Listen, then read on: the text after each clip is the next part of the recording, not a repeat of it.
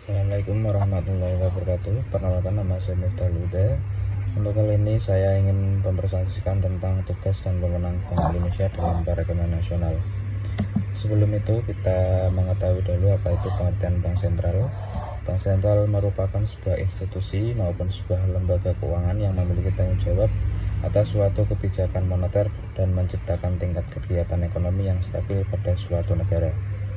Jadi Bank Sentral itu menjadi sebuah lembaga yang telah dimiliki oleh para pihak swasta pada pemerintahan negara yang mempunyai tanggung jawab untuk menjaga stabilitas mata uang, menjaga tingkat inflasi, stabilitas sektor perbankan, dan juga seluruh sistem keuangan yang ada pada suatu negara. Peran dan tugas Bank Sentral di Indonesia sendiri pada masa sekarang diserahkan kepada Bank Indonesia. Dikutip dari berbagai sumber, ada tugas bank dari Bank Sentral termasuk di Indonesia, yaitu membuat dan menjalankan kebijakan moneter guna untuk mengandalkan jumlah uang yang berjalan di masyarakat sehingga harga barang dan jasa yang dapat didapat oleh masyarakat dapat terkendali. Selanjutnya, sebelum kita langsung ke Bank Indonesia, sebaiknya kita mempelajari dahulu tentang sejarah Bank Sentral yang ada di Indonesia. Yang pertama itu ada The Javads Bank, yaitu bank sentral pertama kali yang ada di Indonesia. Didirikan pada masa pemerintahan Hindia Belanda yang dipimpin oleh Raja Willem I di tahun 1929, di mana The Javads Bank melakukan ekspansi besar dengan membangun beberapa cabang di daerah Sumatera, Sulawesi, Surabaya, Semarang, Kalimantan, dan bahkan hingga ke Amerika Serikat, yakni di kota New York. Fungsi dari Javads Bank pada masa itu yakni untuk mencetak dan mendistribusikan uang kertas pada seluruh wilayah jajahan Belanda. Mata uang disebarkan pada waktu itu yakni Gulden Belanda. Bank yang telah didirikan dengan badan hukum PT atau yang pada masa itu disebut dengan Naamloosvennootschap mempunyai peran penting untuk menjaga sirkulasi mata uang. Begitupun di dalam perdagangan internasional yang pada masa itu sudah cukup tinggi. Yang kedua ada BNI 46, yaitu Bank Sentral yang menerbitkan uang Republik Indonesia atau disingkat ORI. Banyak masyarakat awam yang menganggap bahwa Bank Indonesia merupakan bank sentral yang dimiliki oleh Indonesia pasca masa kemerdekaan Indonesia. Anggapan ini adalah anggapan yang salah apabila melihat fakta sejarah. BI sendiri baru dimulai digunakan pada tahun 1953. Pada masa awal kemerdekaan Indonesia, lembaga perbankan yang mempunyai peran penting untuk menjaga kestabilisan mata uang yakni Bank Nasional Indonesia 46 atau lebih dikenal dengan BI 46. Penetapan BNI 46 ini sebagai Bank Sentral Indonesia berdasarkan pada peraturan pemerintahan pengganti Undang-Undang Nomor 2 Tahun 1946 yang pada masa itu diciptakan pada tanggal 5 Juli 1946. Dalam perkembangannya, BNI menjadi sebuah lembaga keuangan yang pada masa itu menerbitkan uang Republik Indonesia atau disebut dengan ORI. ORI dikenal sebagai mata uang pertama yang telah diterbitkan oleh Indonesia. Proses percetakan dan juga pemasaran ORI yang dijalankan oleh BNI 46 mulai berjalan sejak tanggal 30 Oktober tahun 1946. Dengan adanya ORI, maka uang yang sudah diterbitkan oleh pihak Jepang maupun The Javads Bank sudah tidak berlaku lagi. ORI dicetak dengan bentuk uang kertas yang mendapatkan tanda tangan langsung oleh Menteri Keuangan. Kemudian yang nomor 3 itu ada nasionalis The Javads Bank dan BI sebagai Bank Sentral. Bank Indonesia yang didirikan sebagai Bank Sentral pada 1953 setelah nasionalis The Javads Bank pada 1951 mengalami perubahan peran dari bank komersial menjadi agen pembangunan pada tahun 1963.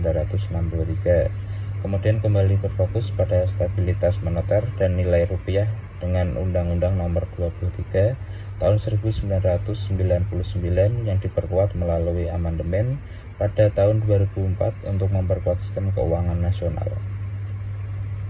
Lanjut kepada tugas Bank Sentral. Yang pertama itu menetapkan serta melaksanakan kebijakan moneter. Hal itu ditetapkan kewajiban moneter harus dilaksanakan dengan baik guna untuk menjaga peredaran jumlah mata uang yang ada di dalam masyarakat. Dengan adanya kebijakan moneter, maka seluruh harga barang dan jasa dapat terjaga dan terkendali. Kebijakan moneter tersebut harus dijalankan guna untuk mendukung pertumbuhan ekonomi nasional, sehingga BI perlu untuk bekerja sama dengan pemerintah, yang mana seluruh kebijakan yang sudah ditetapkan bisa berjalan dengan lancar sesuai dengan kebijakan fiskal dan beberapa kebijakan ekonomi yang lainnya. Yang nomor 2, mengatur dan menjaga kelancaran sistem pembayaran. Maksud dari sebuah sistem pembayaran ini adalah sebuah sistem pembayaran baik tunai maupun non-tunai. Bank Indonesia mempunyai peran penuh untuk mengeluarkan aturan, standar, kesepakatan, dan juga tata cara yang digunakan untuk mengatur peredaran uang. Yang nomor 3, mengatur dan mengawasi perbankan. BI atau Bank Indonesia wajib melakukan pengawasan makroprudensial yang gunanya yaitu untuk menjaga kestabilan dari sistem keuangan yang berlaku di Indonesia. Kebijakan makroprudensial adalah sebuah kebijakan yang telah disusun guna supaya dapat memberikan batasan dengan risiko dan juga biaya krisis yang sistematik. Hal ini perlu dilakukan supaya tetap dapat menjaga keseimbangan sistem keuangan yang ada di Indonesia.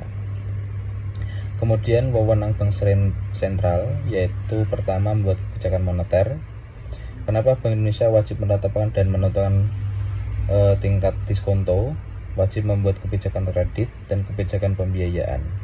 Bank Indonesia juga harus mampu menetapkan sekaligus menentukan target moneter dengan menentukan tingkat inflasi yang terjadi di Indonesia pada tiap-tiap tahunnya. Bank Indonesia juga mempunyai wewenang yang sangat krusial untuk mengendalikan moneter dengan tak membatasi aktivitas pasar terbuka. Yang kedua, mengatur sistem pembayaran. Bank Indonesia mempunyai 3 dasar wewenang, yakni 1. Memiliki sebuah wewenang untuk menentukan serta menetapkan dalam penggunaan alat pembayaran. Yang kedua, membuat dan memberikan persetujuan izin untuk penyelenggaraan sistem pembayaran. Yang nomor 3, untuk mengawasi penyelenggaraan pada sistem pembayaran. Kemudian ada mengatur dan mengawasi perbankan. Bank Indonesia sebagai bank sentral mempunyai 4 wewenang utama, yaitu membuat sekaligus menetapkan sebuah kebijakan terkait pelaksanaan perbankan yang telah berlaku di Indonesia, memberikan sanksi terhadap pihak yang melanggar kebijakan dan ditetapkan sesuai dengan peraturan undang-undang yang berlaku, memberikan dan mencabut izin pada kelembagaan dalam kegiatan usaha perbankan, mengawasi segala kegiatan bank konvensional pada sistem perbankan maupun secara individu. Kemudian ada peran Bank Indonesia sebagai bank sentral. Sebagai bank sentral Indonesia, Bank Indonesia mempunyai 5 peran utama guna untuk menjaga kestabilan pada sistem keuangan. 5 peran tersebut telah mencakup kebijakan dan instrumen untuk menjaga kestabilan pada sebuah sistem keuangan itu. Yang pertama, menjaga stabilitas moneter, yaitu Bank Indonesia mempunyai tugas untuk menjaga stabilitas moneter melalui sebuah instrumen suku bunga pada operasi pasar terbuka. Bank Indonesia sendiri bertanggung jawab untuk menetapkan kebijakan moneter yang tepat dan imbang. Bagi kebijakan moneter, dengan penetapan suku bunga yang sudah terlalu kuat akan mematikan banyak sekali kegiatan ekonomi, dan begitu pun sebaliknya. Oleh karena itu, supaya bisa menciptakan sebuah stabilitas moneter, Bank Indonesia harus menerapkan kebijakan yang juga dikenal sebagai inflation targeting framework. Yang kedua, penciptaan kinerja lembaga keuangan yang sehat.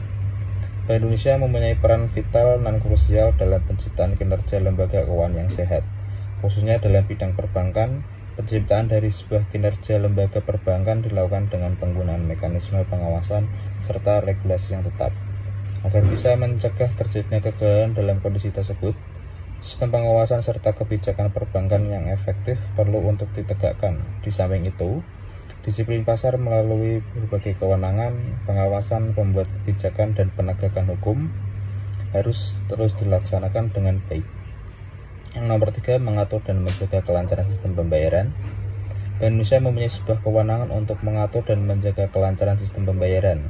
Apabila terjadi peristiwa kegagalan dalam pembayaran pada salah satu bagian dalam sistem pembayaran, maka akan menciptakan terjadinya risiko potensial yang serius dan bahkan bisa mengganggu kelancaran dalam sistem pembayaran. Keempat, melakukan riset dan pemantauan. Melalui riset, Bank Indonesia bisa mengembangkan instrumen sekaligus indikator yang makroprudensial supaya dapat mendeteksi kerentanan dalam sektor keuangan dengan tepat dan akurat. Hasil riset ini serta pemantauan tersebut selanjutnya bisa dijadikan sebuah rekomendasi untuk otoritas terkait pemilihan langkah-langkah yang tepat untuk meminimalisir gangguan yang ada pada sektor keuangan. Yang terakhir ada jaring pengaman pada sistem keuangan. Bank Indonesia atau BI mempunyai fungsi untuk sebagai jaring pengaman pada sistem keuangan melalui Leader of the Last Resort atau bisa disingkat LOLR. Fungsi ini sendiri adalah peran tradisional dari Bank Indonesia sebagai bank sentral untuk mengelola krisis supaya bisa terhindar dari terjadinya ketidakstabilan pada sistem keuangan. Itu pun beberapa hal yang bisa saya sampaikan mengenai tugas dan wewenang Bank Indonesia dalam perekonomian nasional. Cukup sekian, terima kasih. Wassalamualaikum warahmatullahi wabarakatuh.